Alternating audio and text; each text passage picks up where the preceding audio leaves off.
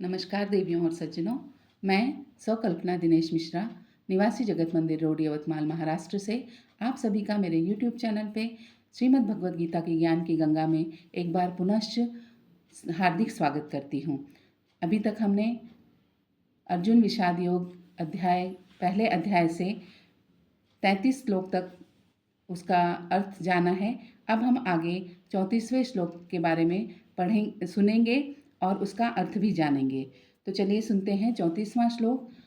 आचार्यः पितृः पुत्रस्थैव च पितामहः मातुलाः श्वशुराः पौत्राः श्यालाः संबंधिनस्तथा।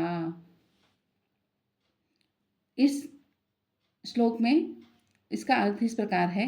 अर्जुन कहते हैं, हे मधुसूदन, इस युद्ध भूमि में गुरु, आचार्य, पिता, पुत्र, दादा, मामा, ससुर और अन्य रिश्तेदार सभी यहाँ उपस्थित हैं, जिन्हें धन और जान का मोह त्याग कर जिन्होंने युद्ध करने की तैयारी की है। ये सभी मुझ पर आक्रमण करने के लिए भले ही तैयार हों, पर मैं इन पर हमला करने के विचार को भी मन में लाते ही हे श्री कृष्ण भय से कांप उठता हूँ। चलिए सुनते हैं आगे 35वां श्लोक। एतान न हन्तुम इच्छामि ज्ञतोऽपि मधुसूदन अपि त्रैलोक्य राज्यस्य हेतोः किम नु महि कृते। इसका अर्थ इस प्रकार है।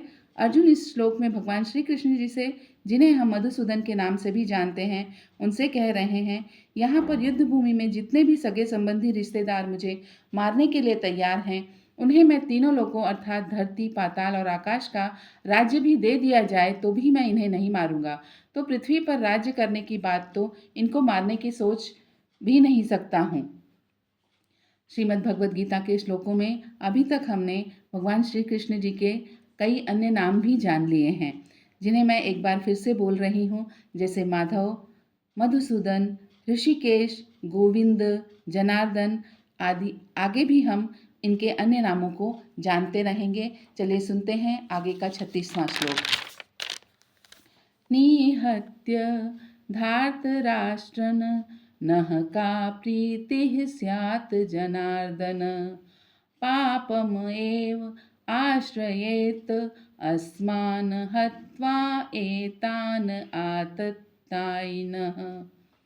इस श्लोक का अर्थ इस प्रकार है कि पुनः अर्जुन हमारे भगवान श्री कृष्ण जी, जिन्हें जनार्दन के नाम से भी जाना जाता है, उनसे कह रहे हैं कि कौरवों अर्थात धृतराष्ट्र के पुत्रों, घातक शत्रुओं को मारने से हमें केवल हत्या करने का पाप ही लगेगा, कोई सुख या आनंद प्राप्त होने वाला नहीं है।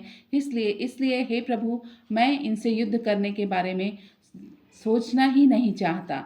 इस प्रकार यहाँ पर अर्जुन ने अपने मन की, जो भी उनके मन के अंतर्द्वंद में चल रहा है, वो सारी भावनाएं अपनी भगवान श्री कृष्ण के सामने रख दी हैं।